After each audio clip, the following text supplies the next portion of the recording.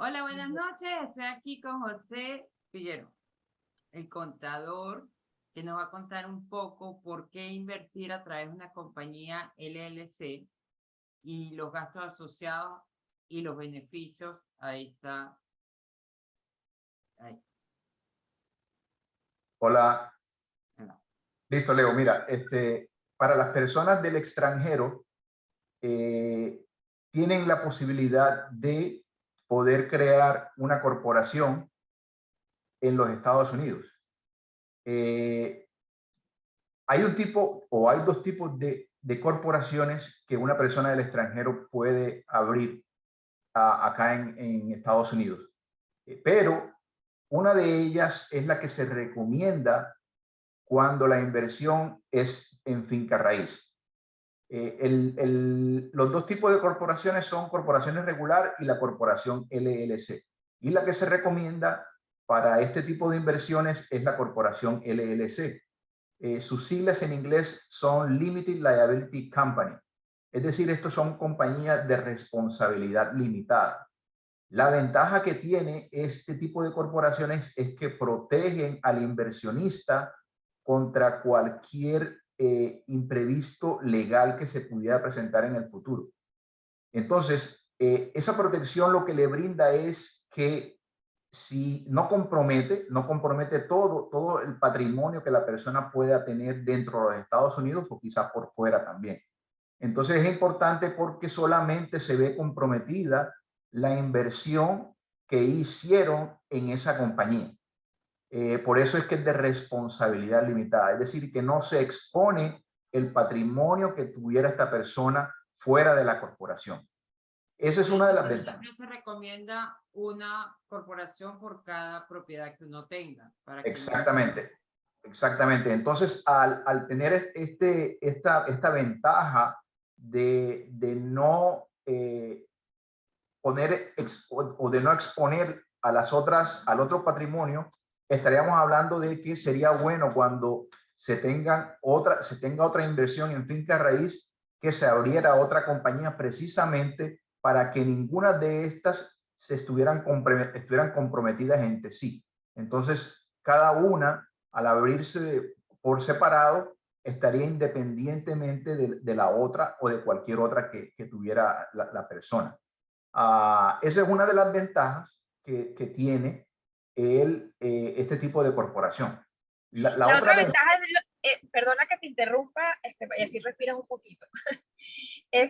Con respecto a los impuestos, ¿cuál es mejor, la LLC o la Corp?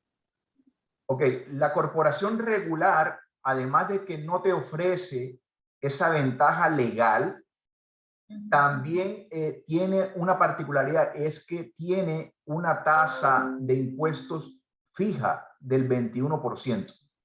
Esa es la tasa de impuestos con que graban a las corporaciones regulares. Ahora, la corporación LLC, ¿qué es lo que pasa con este tipo de compañías cuando presenta la declaración de impuestos? No paga impuestos, impuestos a pagar cero. Entonces, ¿qué es lo que sucede cuando la compañía tiene una ganancia? Lo que sucede es que la ganancia pasa a ser declarada en los impuestos personales de los miembros de la corporación de acuerdo a su porcentaje de participación.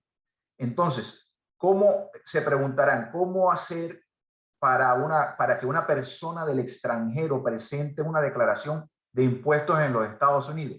Sí se puede hacer para ello y sí se puede hacer y lo tienen que hacer.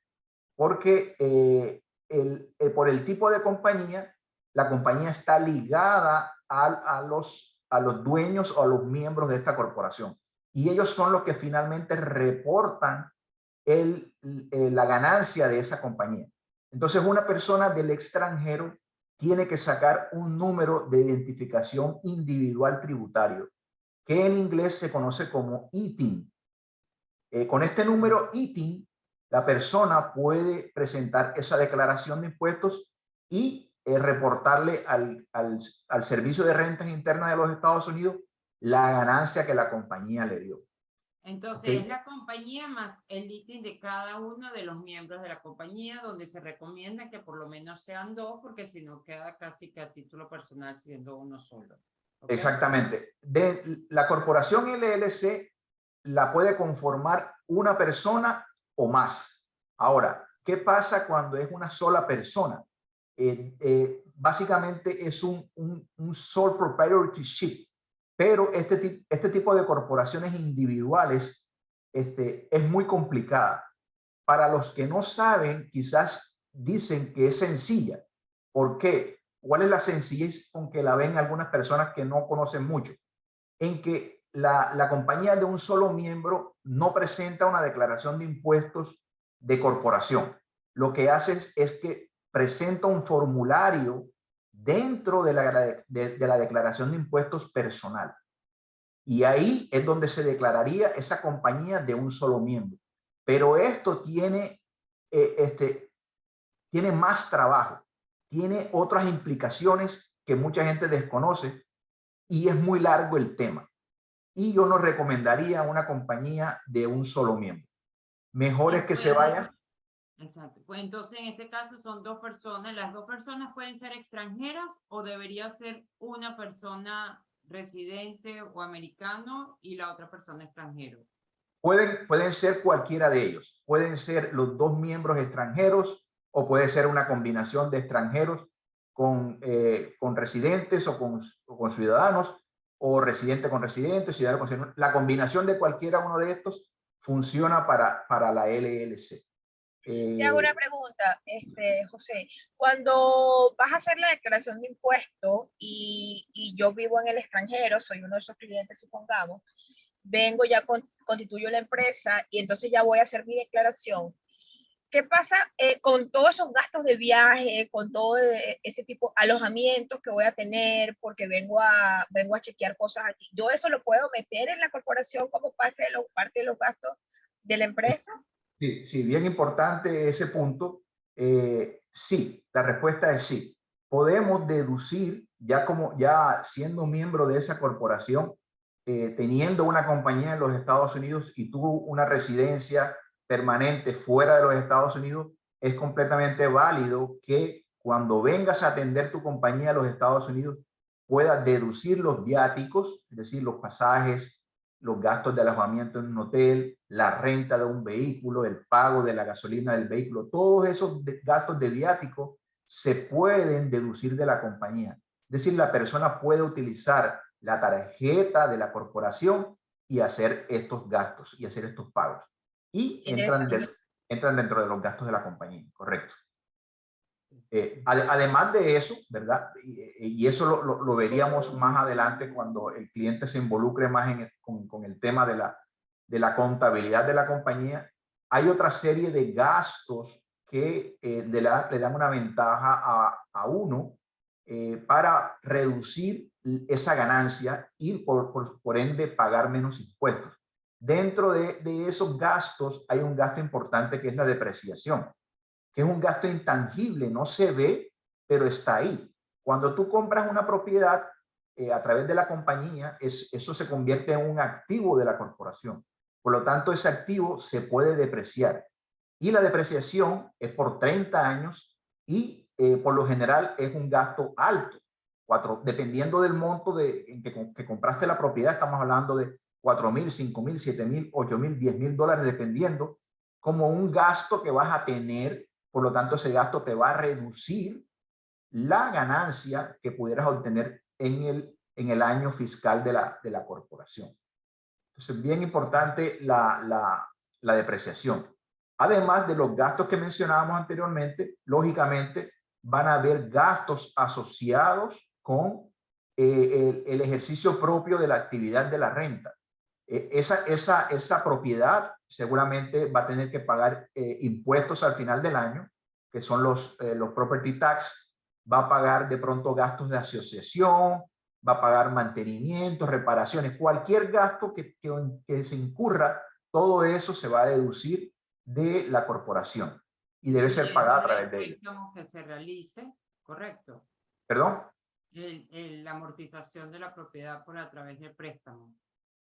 Claro, aunque eso no sería un gasto, no es un gasto porque cuando tú estás amortizando la deuda, Los intereses. claro, los intereses sí, pero el principal va contra la deuda. Los intereses sí. Los intereses sí se van a deducir. De todas formas, vamos a volver a la creación porque Mayela se fue más adelante. Entonces, quería saber cuánto tarda la creación de la compañía. Muy bien, ok. La corporación básicamente lo pudiéramos tener como en dos etapas, en dos fases. Hay una fase primera que se hace ante el estado de la Florida y una segunda fase que se hace ante el gobierno federal. Recuerden que en los Estados Unidos hay dos gobiernos, un gobierno estatal, es decir, estamos hablando del estado de la Florida, y el gobierno federal, que es el Servicio de Rentas Internas, el IRS, por sus siglas en inglés, para la apertura de una corporación. Dos fases. Entonces, ¿qué es lo que se necesita para esta primera fase de abrirla en el estado de la Florida? Vamos a necesitar un nombre de la compañía. Este nombre no puede existir. Nosotros, una vez nos entreguen la información, verificamos en los récords públicos de que este nombre no exista. Si este nombre existiera, pues lógicamente hay que cambiarlo. Si de pronto el nombre de la compañía que han escogido le gusta mucho, se identifican con él, le podemos poner una terminación, agregarle una terminación para diferenciarlo del que ya existe. Ese sería el punto número uno. El punto número dos, tienen que tener una dirección física dentro del estado de la Florida. Esta dirección no puede ser un P.O. Box, puede ser un apartamento, puede ser una casa, puede ser una oficina, pero no un P.O. Box. En la Florida, correcto. Y tiene que estar en el estado de la Florida, correcto. Lo tercero que necesitan es un agente representante. Esta persona va a cumplir una función que es la de recibir cualquier notificación de parte del Estado y hacérsela llegar al dueño que se encuentra en el extranjero. Entonces, ese es el rol del agente representante. No tiene ninguna... persona puede estar en la Florida o puede estar fuera de la Florida. No, tiene que residir en la Florida. Tiene que estar en la Florida. Entonces, si tienes algún amigo que te sirva, porque pudiera ser un amigo, un familiar, alguien, te puede servir como ese agente representante. Esta persona no tiene ninguna implicación en la parte tributaria, no es dueña de la compañía, no tiene ninguna responsabilidad, solamente la de notificarle al dueño que ha recibido una comunicación, un llamado o algo. Ese básicamente serían los tres puntos esenciales para la apertura en el estado de la Florida. En la segunda fase es donde un poquito se complica, si se puede llamar así, la cuestión. ¿Por qué? Porque en esta segunda fase que se hace ante el gobierno federal y lo que se necesita o lo que se requiere con ellos es solicitarle el número de identificación tributario a la corporación. Se conoce con las siglas en inglés como el EIN, Employer Identification Number. Este es diferente del ITIN. El ITIN, recuerden, es una identificación individual para la persona. Ahora estamos hablando del número de identificación de la corporación. Todos tenemos que tener un número de identificación, incluyendo las compañías. Entonces, para solicitar este número de identificación de la corporación, tiene que haber un número de identificación de uno de los dueños, sea un Social Security o sea un ITIN number. Entonces, cuando hay un Social Security, el proceso es casi que inmediato. Es decir, la compañía se puede abrir tan rápido como 2 días. En 2 días podemos abrir la compañía en la Florida y podemos abrirla con el gobierno federal y la tendríamos lista para hacer la apertura de la cuenta del banco en 2 días. Pero cuando hay un ITIN, el ITIN entonces se va a tener que diligenciar primero. Es decir, que la persona va a tener que llenar con nosotros un formulario y aplicar por este número ITIN. Pero el número ITIN después del COVID ha extendido mucho los tiempos. Estamos hablando que antes eran 8 semanas, 2 meses. Ahora se ha extendido hasta 3, 4, 5 meses. Estos tiempos se han ido mejorando con el pasar de los días, porque ya estamos volviendo casi que a la normalidad. Pero de todos modos hay un delay, como se dice en inglés, de estos tiempos. Todavía se está demorando un poquito. Entonces, cuando la persona no tiene un social y tiene que sacar el ITIN, tendríamos que esperar a que llegue ese ITIN para entonces terminar con la segunda fase, que es la de obtener ese número federal de la corporación y terminar el proceso. Ahora, hay algo que se puede hacer cuando necesitamos resolver rápidamente esta situación. Ok, no tenemos ITIN, tenemos que solicitarlo, eso nos va a tomar tiempo y necesitamos hacer el cierre de la casa rápidamente. La única forma de hacerlo es pedirle a alguien, un familiar, amigo o alguien, que nos sirva como una persona responsable en la corporación. Es decir, que se utilizaría el número del seguro social de esa persona para sacarle el número federal a la compañía. Y esa persona estaría temporalmente en la compañía. ¿Por qué temporalmente? Porque una vez llegue el ITIN number, ya con la tranquilidad de que todo se hizo, el ITIN number llega y esta persona se va a remover de la corporación. Y esto es un proceso normal. Las compañías tienen socios, tienen miembros que entran y salen de las compañías. Entonces, el removerla de la corporación no implica nada, no significa nada malo y no hay por qué la persona sentirse de pronto que puede estar expuesta a algo. Eso es normal que se puede hacer. Una pregunta, y esta persona con el Social Security no tiene que vivir en la Florida, puede vivir en cualquier otra parte de Estados Unidos, ¿correcto? Exactamente, correcto, sí. Exactamente. Esa persona no podría ser el agente representante, por lo menos, porque no reside acá. Tendrías que buscar a otra persona que te sirva como el agente representante que habíamos conversado anteriormente, que tenía que residir, y que esa persona sí no tiene ninguna implicación tributaria ni nada, es simplemente un agente que representa al dueño. Ok. ¿Cuál sería el periodo fiscal de la compañía? Ponte que la estoy abriendo ahorita, 1 de septiembre. Okay. La compañía está lista el 30, no sé, octubre 15, porque soy extranjero, 6 semanas, octubre 1, noviembre 1, el 1 de diciembre tengo todo listo, compré mi propiedad. ¿Cuándo cierra el periodo? ¿El 1 de noviembre, el 1 de diciembre o cierra siempre el 31 de diciembre? Tú cuando creas la corporación precisamente ante el gobierno federal, cuando estás obteniendo o aplicando por este número federal de la corporación, tienes la posibilidad de crearle un año fiscal o ponerlo como el año calendario. El año calendario es el que termina el 31 de diciembre. Ese es el que se recomienda. No hay ninguna necesidad, a menos que existiera algún motivo de fuerza mayor, en que uno escogiera un año fiscal, es decir, comenzando en septiembre del 2022 y terminando en septiembre del 2023. Ese sería un año fiscal que uno tendría la posibilidad de hacerlo. Puedes hacerlo, pero yo no recomiendo eso porque es más enredarse con los tiempos. Es mejor como que llevar el tiempo de todo el mundo, ¿no? Que se venza el 31 de diciembre de cada año. Otra pregunta, ¿y cuándo deben pagar los impuestos? Ok, cuando se termina el año calendario, el 31 de diciembre, ¿qué es lo que sucede después de? Ok, ya la corporación está creada, ¿qué pasa después de eso? Ok, cuando se crea la compañía, se está creando, o ya tú estás como dueño, estás adquiriendo unas responsabilidades de tipo fiscal con el gobierno americano. La primera responsabilidad que tienes es presentarle su declaración de impuestos a la compañía. Entonces se termina el año calendario al 31 de diciembre.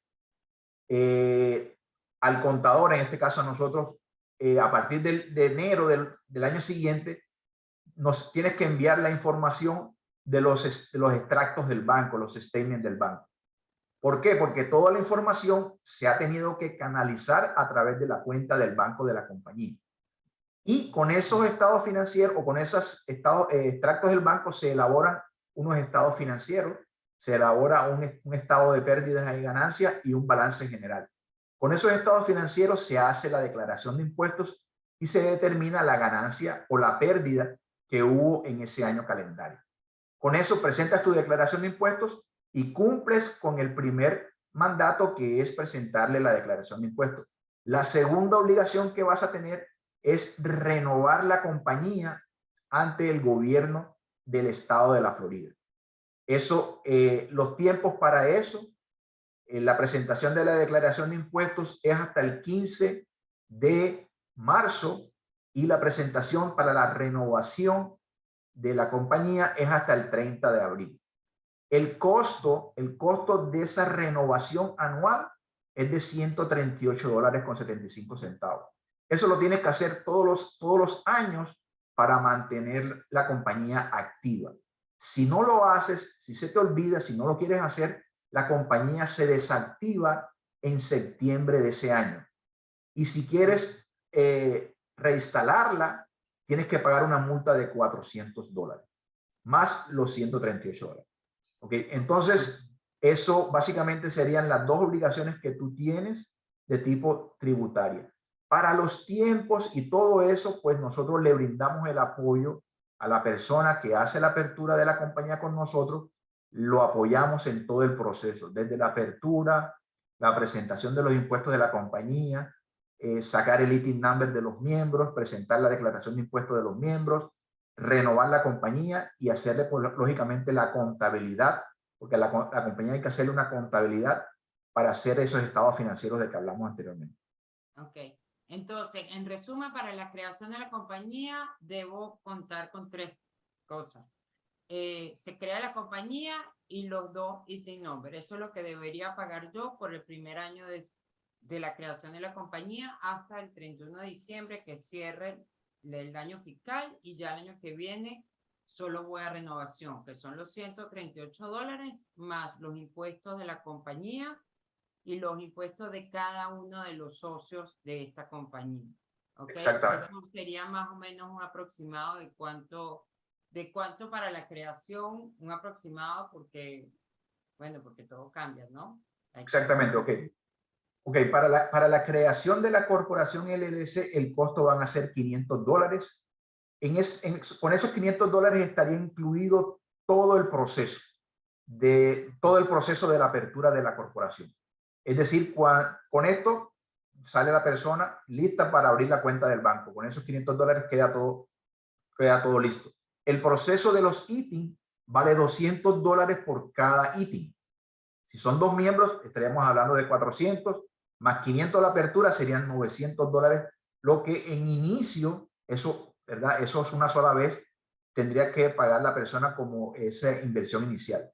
Una vez o cada año, vas entonces a pagar la declaración de impuestos, que más o menos estaríamos hablando entre $400 y $500, lo que costaría la declaración de impuestos de la compañía. Y además de los impuestos de los dueños, que estaríamos hablando de entre unos $150 más o menos a $200, lo que costaría hacer la declaración de impuestos de uno de los miembros por persona. Individual. Okay. Exacto, individualmente. Y los $138. Los 138, que es el de la renovación de la compañía. O sea, que si una persona tiene Social Security Number, se alivia de $200, por ejemplo. Exactamente. No tiene la necesidad de sacar un ITIN number porque ya tiene su número de seguro social. Solo sería $500. $500. $500. Y si el otro miembro, si es del extranjero, tendría que incurrir entonces en el gasto de los 200 para sacarle su. Exacto. Ok. Okay. Claro. Bueno, yo creo que más tenemos bastante claro todo el proceso de la creación de la compañía, que nos trae beneficios impositivos, de sucesión, de obligaciones ante terceros.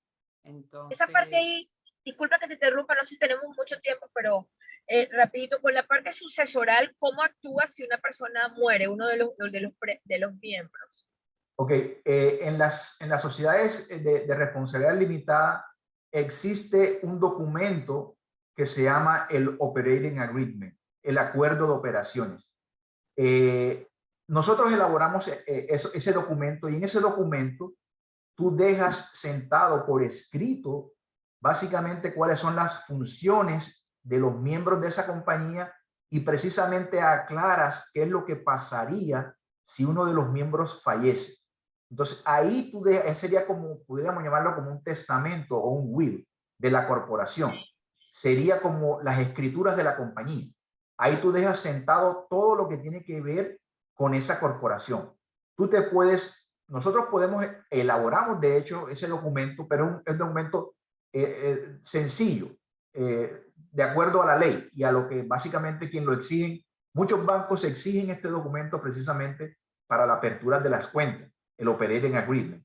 El costo, de paso, el costo son $400, y lo necesitarías si tu banco te lo pidiera o si tú quieres tener ese documento para precisamente estar protegido a los miembros de la compañía, a tus familiares, por si pasara algo.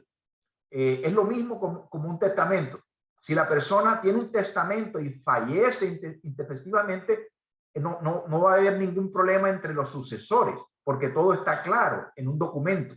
Es lo mismo aquí, pero si fallece y no tiene ese documento, va a haber problemas con esa sucesión. Es lo mismo ocurre con las corporaciones.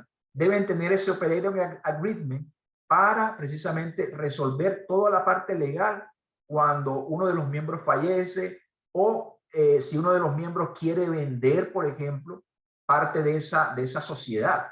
¿Qué ocurre ahí? ¿Qué deben hacer? Entonces, todo está en ese documento. Todos los pasos que ambos deben de seguir. Ambos miembros tienen que cumplir.